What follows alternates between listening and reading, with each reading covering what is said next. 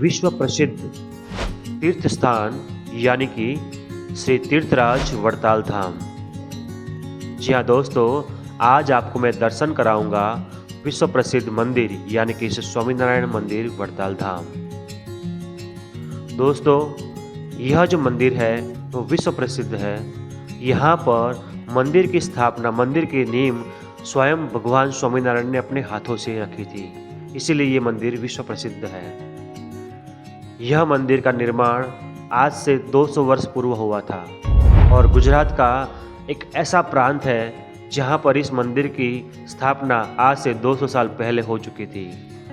यहाँ पर दुनिया के, विश्व के सबसे बड़े भोजनालय में से एक यानी कि यात्रिक भोजनालय वड़ताल धाम वो बहुत ही अद्भुत, अनूठा है और आज मैं आपको यह जो भोजनालय है इसकी मुलाकात करवाऊंगा। यहाँ पर एक साथ बैठ के 10,000 से भी अधिक लोग एक साथ भोजन कर सके ऐसी सुसज्ज व्यवस्थित व्यवस्था यहाँ पर है। यहाँ पर हर रोज सुबह व शाम यात्रिक भोजनालय में लोग यात्रा के दरमियान भोजन करते हैं। देश विदेश से यहाँ पर लोग लाखों की तादाद में यहाँ पर आते हैं। ये जो भोजनालय है, ये भोजनालय बहुत बड़ा है। इसके 1, 2 और 3 मंजिल है। 3 मंजिल में इसकी पूरी भोजन की व्यवस्था की गई है। अलग अलग भोजन की व्यवस्था के साथ यहाँ पर यात्रियों को भोजन मिलता है। सबसे ऊपर निःशुल्क भोजन मिलता है। जो कोई भी यात्री भोजन करना चाहे तो इनको बिल्कुल भी चार्ज नहीं लगता है, बिना चार्ज के भोजन कर सकते हैं।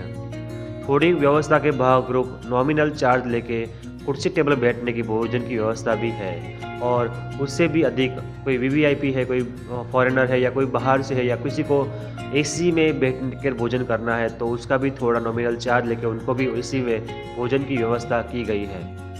तो आइए आप और हम देखते हैं वड़ताल धाम का ये यात्रिक भोजनालय और यहाँ के जो मैनेजर हैं उनसे बात करेंगे।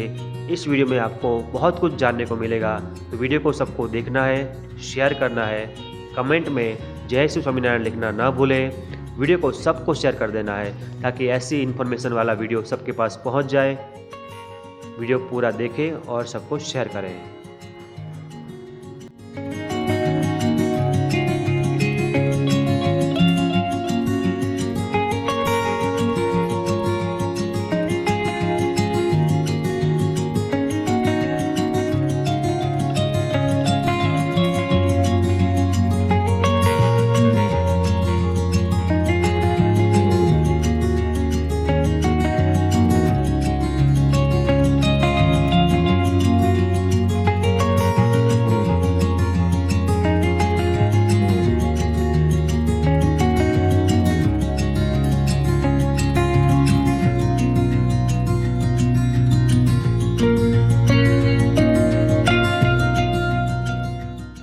તો વ્યુઅર્સ, આપણે જે ટૂંક સમયની અંદર જે આપણે ઉત્સવ ગયો અત્યારે જ, અને ઉત્સવની અંદર તમે જોયું વિડીયોની અંદર કે કેટલી લાખોની સંખ્યામાં જે ભોજન લોકો લેતા હતા, ભોજન મળતું હતું।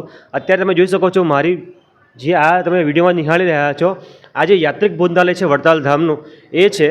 અને અહીંયા આગળ આપણે તમે જોઈ શકો છો 12 મહિના 32 ઘડી એટલે સવારે 7 બંને ટાઈમ ભોજન મળે છે। આપણી સાથે જોડાઈ ગયા છે ઉમેદ કાકા।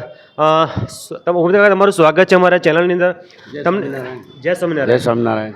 અમને જણાવશો કાકા કે આ જે ભોજનાલય છે, બરાબર છે, અમારા બધા ઘણા બધા વ્યુઅર્સને પ્રશ્ન થઈ રહ્યો છે કે જે યાત્રિક ભોજનાલય છે આ જણાવશો કે અહીંયા આગળ તમે કહો છો અલગ સુવિધા હતી તો લગભગ કેટલા માણસો રોજના જમતા હતા અહીંયા આગળ? રોજનું લગભગ 8-10 હજાર માણસ જમતું હતું।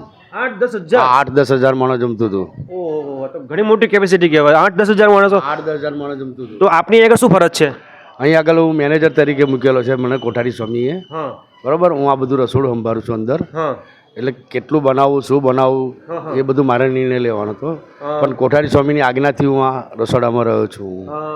અમને એ જણાવશો કે આપ અહીંયા કેટલા ટાઈમથી ફરજ બજાવો છો? હું લગભગ 43 વર્ષથી હું અહીં ફરજ બજાવું છું યાત્રિક ભોજનાલયમાં, બરાબર।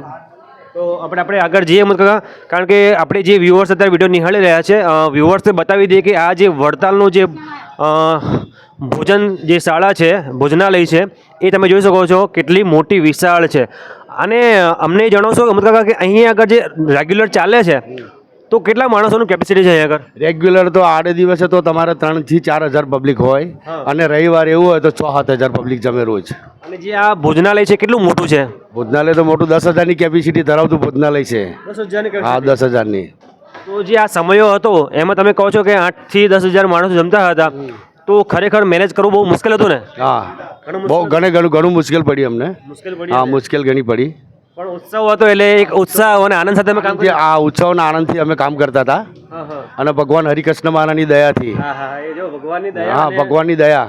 અને હું તમને કહેવા માંગુ છું કે 8-10 હજાર માણસોનું જ્યારે ભોજન બનતું હોય અને બધાને સુવ્યવસ્થિત મળતું હોય તો એની પાછળ એક જ કારણ કે શ્રી હરિકૃષ્ણ મહારાજ હતા ને, એ દરેક જે ભોજનશાળા હતી ને એમાં સ્વયં પ્રગટ થતા હતા. લોકોને જે સ્વયંસેવકો તેમને હેલ્પ કરતા હતા. જ્યારે મેં સ્વયંસેવકોને પૂછ્યું ને તમને થાક લાગે છે તો બધાએ ના પાડી દીધી. અને બધા ઉત્સાહમાં આ બધા ઉત્સવથી લગભગ અમે 3 મહિનાથી અગાઉ અમે તૈયારીઓ કરી હતી એ ઉત્સવની. હા, 3 મહિનાથી અમે અહીંથી ભોજન બનાવી અને સ્વયંસેવકોને તો જમાડતા હતા અમે. શું વાત કરો છો? હા, દરરોજનું લગભગ 1,000-1,500 માણસ જમાડતા હતા.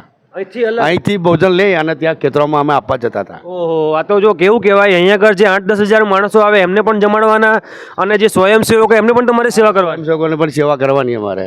ઓહો, તો આ તો એક શું કહેવાય અનેરો ઉત્સવ કહેવાય. અને તમે અત્યારે વિડીયોમાં આપણે બતાવવાનો પ્રયત્ન કરીશું. અત્યારે ચાલી રહ્યું છે આજે, હવે તો રેગ્યુલર થઈ ગયું. હા, હવે રેગ્યુલર થઈ ગયું. હવે કેટલા લોકો? હવે લગભગ 3 થી 4 હજાર માણસ રોજનું આવે.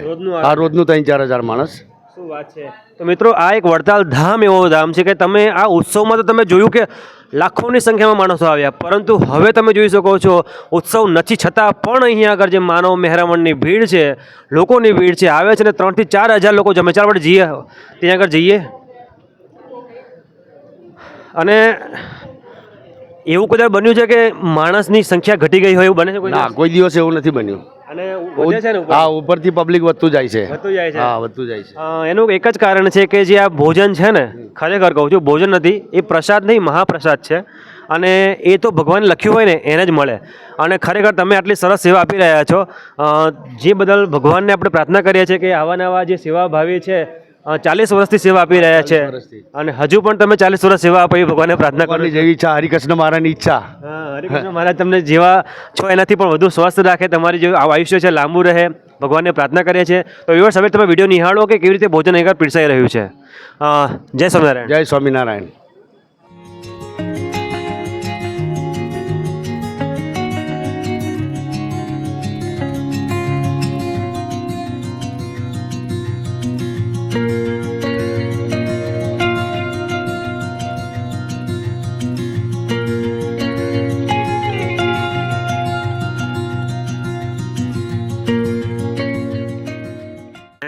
બોલાયા.